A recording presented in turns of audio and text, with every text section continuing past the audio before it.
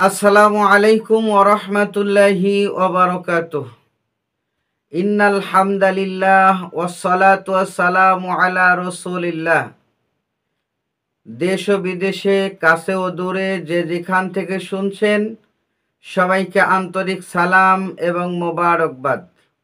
সম্মানিত দর্শক শ্রোতা, রাসূলুল্লাহ সাল্লাল্লাহু আলাইহি ওয়াসাল্লামের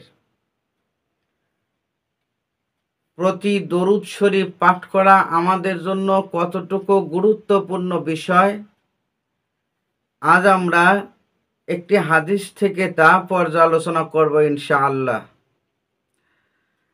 আন উমার ইবনে খাত্তাবিন রাদিয়াল্লাহু তাআলা আনহু, হযরত ওমর ইবনে খাত্তাব রাদিয়াল্লাহু তাআলা আনহু থেকে হাদিসখানা বর্ণনা করা হয়েছে।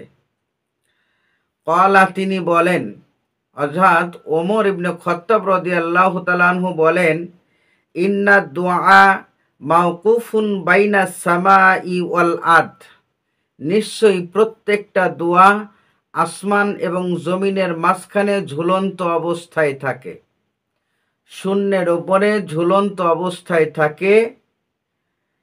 লা ইয়াসআদু মিনহা শাইউন, আর ওটাকে কখনোই উপরের দিকে উঠানো হয় না। এর মানে আল্লাহ সুবহানাহু ওয়া তাআলার কাছে ওই দোয়া কখনোই কবুল হয় না যতক্ষণ না হাত্তা তুসাল্লিয়া আলা নাবিয়্যিকা, যতক্ষণ পর্যন্ত না নবী করিম সাল্লাল্লাহু আলাইহি ওয়াসাল্লামের প্রতি দরুদ শরীফ পাঠ করা হয়।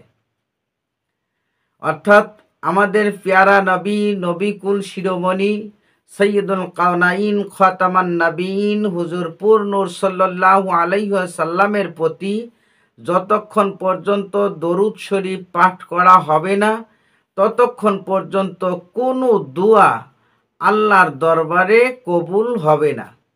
প্রত্যেকটা দোয়া আসমান এবং জমিনের মাঝে শূন্য অবস্থায়, ঝুলন্ত অবস্থায় থাকে। এই জন্য যখনই কোনো দোয়া করব, অবশ্যই সেই দোয়ার শুরুতে, শেষে, মাঝে যখন যে অবস্থায় হোক না কেন, প্রত্যেকটা দোয়ার সাথে রাসূলুল্লাহ সাল্লাল্লাহু আলাইহি সাল্লামের প্রতি আমরা দরুদ শরীফ পাঠ করব। আল্লাহ পাক আমাদেরকে রসুলের প্রতি দরুদ বেশি বেশি পরিমাণে পড়ার তৌফিক দান করুন। আমিন। ওয়া আখির দাওয়ানা আনিল হামদুলিল্লাহি রাব্বিল আলামিন। আসসালামু আলাইকুম ওয়া রাহমাতুল্লাহি ওয়া বারাকাতুহু।